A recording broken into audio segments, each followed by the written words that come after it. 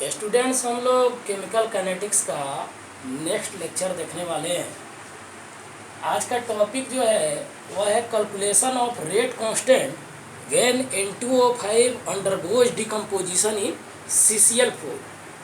जब N2O5 का decomposition carbon tetrachloride में हो रहा है तो उस समय रेट कांस्टेंट को कैसे कैलकुलेट करेंगे। तो रिएक्शन देखें, यह रिएक्शन दिया रहेगा 2N2O5 से 4NO2 प्लस O2 बन रहा है। यह फर्स्ट ऑर्डर का रिएक्शन है। N2O5 decomposes to evolve O2। N2O5 decompose करके O2 दे रहा है। O2 का जो वॉल्यूम मेजर्ड होगा उसी के हेल्प से हम लोग रेट कांस्टेंट को मेजर कर पाएंगे। ऑक्सीजन गैस जो इवॉल्व हो रही है उसके वॉल्यूम के आधार पर N2O5 कितना डिकम्पोज हो रहा है इसको पता लगाया जाता है। O2 जितना ही ज़्यादा वॉल्यूम के रूप में ऑब्टेंड होगा, N2O5 का अमाउंट उतना ही ज़्यादा डिकम्पोज होगा। अब N2O5 जो अनरिएक्टेड N2O5 है, दैट मीन्स जो N2O5 डिकम्पोज नहीं हुआ है वह और जो NO2 प्राप्त हो रहा है वह CCl4 सॉल्वेंट में डिजोल्व कर जाता है। अब यहाँ O2 का वॉल्यूम जो है उसके रिस्पेक्ट में N2O5 का डिसोसिएटेड अमाउंट का मेजरमेंट करना है। अगर हम इनफाइनाइट टाइम की बात करें तो इनफाइनाइट टाइम पर N2O5 कंप्लीटली डिकम्पोज हो रहा होगा। दैट मीन्स उसका जो वॉल्यूम जो होगा O2 का इनफाइनाइट टाइम पर प्रोपोर्शनल हो जाएगा N2O5 के इनिशियल कंसेंट्रेशन के। But at some time t volume of O2 जो होगा वह कैसे हम लोग निकालेंगे, तो V infinity minus VT proportional हो जाएगा N2O5 का कंसेंट्रेशन टाइम t पर। तो हम लोग फर्स्ट ऑर्डर रिएक्शन के लिए K का मान कितना होता है 2.303/T log N2O5 का इनिशियल कंसेंट्रेशन अपॉन N2O5 का कंसेंट्रेशन एट टाइम t। अब हमको इनिशियल कंसेंट्रेशन जो N2O5 का है वह किसके प्रोपोर्शनल था, V इन्फिनिटी के, और टाइम t पर N2O5 का जो कंसेंट्रेशन है वह V इन्फिनिटी माइनस VT के प्रोपोर्शनल होगा। तो N2O5 के कंसेंट्रेशन टाइम t पर जो होगा उसको V इन्फिनिटी माइनस VT रख देंगे और इनिशियल कंसेंट्रेशन के स्थान पर V इन्फिनिटी रख देंगे, जिससे K का मान कितना आ जाएगा 2.303/T log V infinity upon V infinity minus VT। Students, हम लोग स्यूडो फर्स्ट ऑर्डर रिएक्शंस देखने वाले हैं। यह बोर्ड के एग्जाम के लिए काफ़ी इम्पोर्टेंट टॉपिक माना जाता है। स्यूडो फर्स्ट ऑर्डर रिएक्शंस को छद्म प्रथम कोटि अभिक्रिया कहा जाता है। छद्म का मतलब होता है आभासी, काल्पनिक। तो कैसे डिफाइन करेंगे, ध्यान से देखें। कोई भी स्यूडो ऑर्डर्ड रिएक्शंस का मतलब होता है जिसका एक्चुअल ऑर्डर एक्सपेक्टेड ऑर्डर से डिफर कर रहा हो, उसी को स्यूडो ऑर्डर्ड रिएक्शंस कहते हैं। हम लोग के सिलेबस में स्यूडो फर्स्ट ऑर्डर रिएक्शंस पढ़ना है। तो ऐसे रिएक्शंस जिसका एक्सपेक्टेड ऑर्डर 2 होता है, दैट मीन्स वह सेकेंड ऑर्डर जैसा दिखता है, बट उसका actual order 1 that means first order होता है। ऐसे रिएक्शंस को हम लोग स्यूडो फर्स्ट ऑर्डर रिएक्शंस कहते हैं। कॉन्सेप्ट क्या है इसमें कि ऐसे रिएक्शन जो होते हैं उसमें दो रिएक्टेंट में से एक रिएक्टेंट एक्सेस अमाउंट में लिया गया रहता है जिसका कंसेंट्रेशन ऑलमोस्टली कांस्टेंट होता है through out the reaction. That means उसके कंसेंट्रेशन के चेंज होने पर रेट अफेक्टेड नहीं होता, केवल वन रिएक्टेंट ही रेट को अफेक्टेड कर पाता है। तो ध्यान देना है कि जो एक्सेस क्वांटिटी या एक्सेस अमाउंट में जो रिएक्टेंट दिया रहता है वह यूजुअली सॉल्वेंट होता है। अब इसको हम लोग, इसका जो एग्जाम्पल है ध्यान से देखते हैं।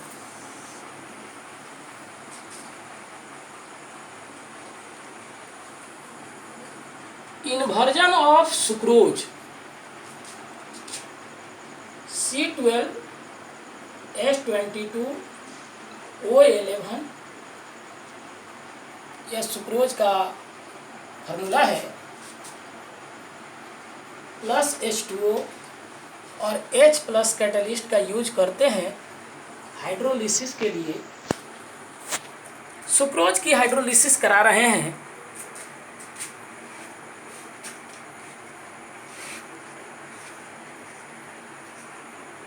H2O एक्सेस अमाउंट में लिया गया रहता है।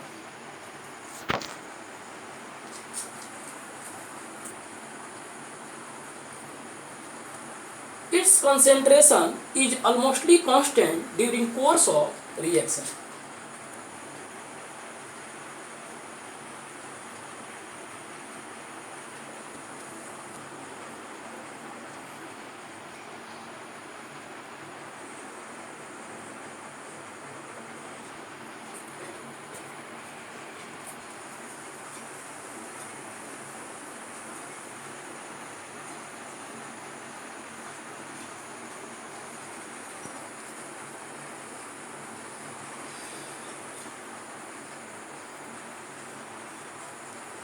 सुक्रोज हाइड्रोलाइज होकर ग्लूकोज और फ्रुक्टोज देगा।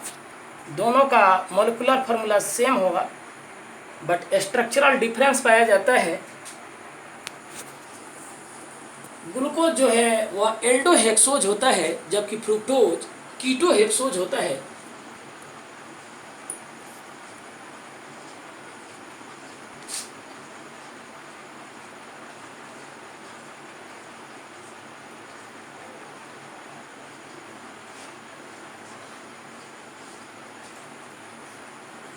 अब एक्सपेक्टेड रेट लॉ,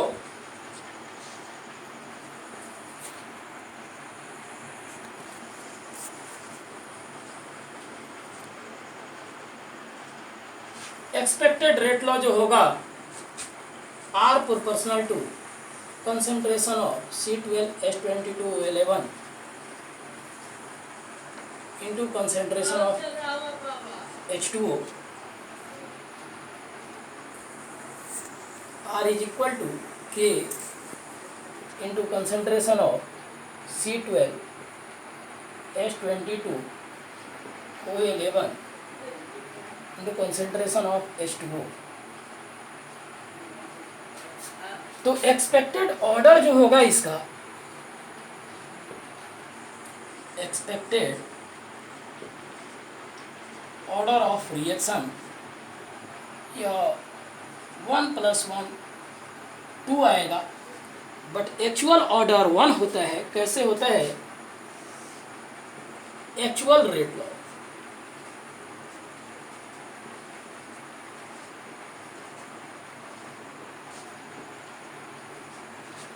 यहाँ वाटर का अमाउंट काफ़ी ज़्यादा है, उसके चेंज करने से रेट अल्टर्ड नहीं होता। तो जो एक्चुअल रेट जो होगा वह एक्सपेक्टेड रेट लॉ से डिफर करेगा। R is equal to K into concentration of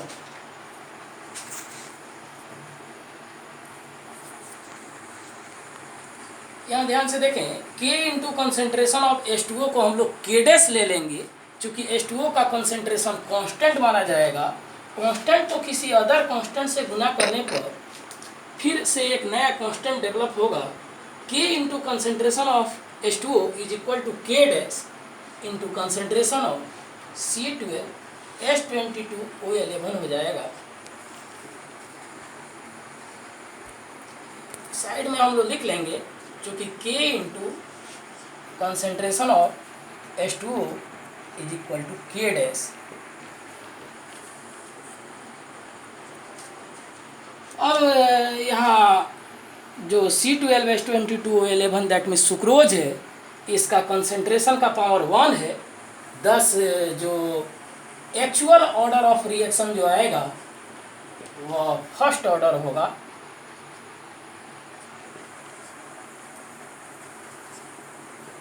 one that means first order.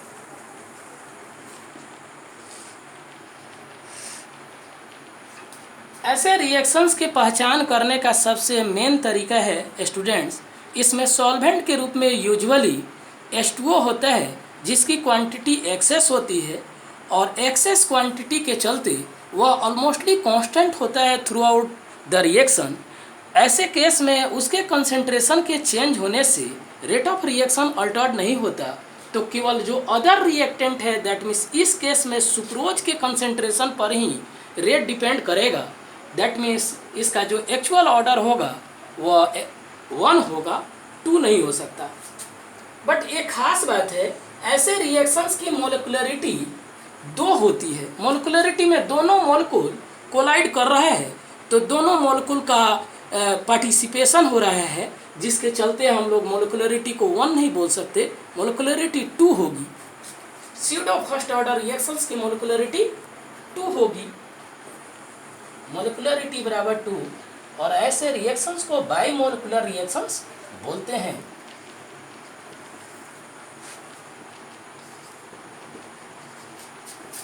By molecular.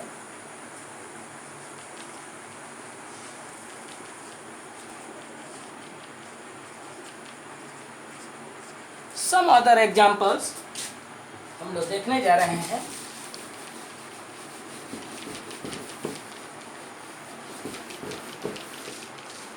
Hydrolysis of ester. Other example CH3 COO C2H5 ethyl acetate एक ester है जिसका hydrolysis करा रहे हैं। H+ catalyst के presence में यह रिएक्शन होगा।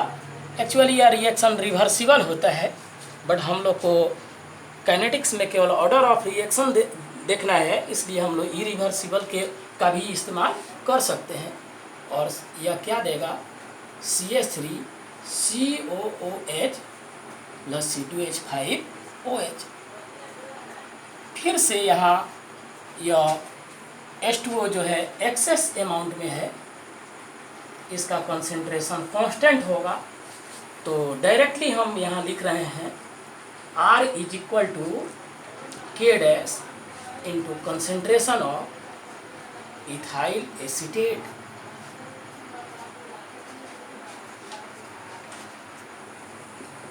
ऑर्डर ऑफ रिएक्शन जो आएगा एक्चुअल ऑर्डर वह 1 होगा, और यह फर्स्ट ऑर्डर रिएक्शन। फिर से ऐसे रिएक्शंस की मोलिकुलरिटी 2 होगी, और इसको बाई मोलिकुलर बोलेंगे।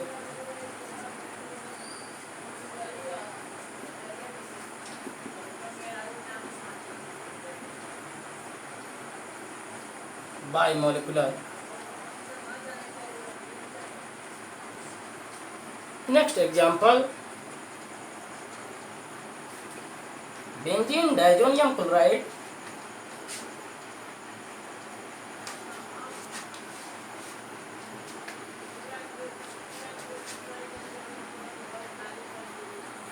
और इसका रिएक्शन हम लोग वाटर से कराएंगे, तो ये ऑर्गेनिक का एक पॉपुलैरिटी गेन रिएक्शन है। इससे फिनॉल बनेगा,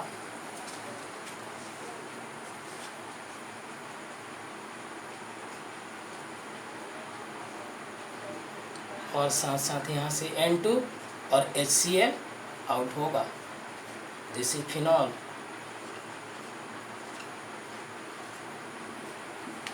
और यह भी एक्सेस होगा,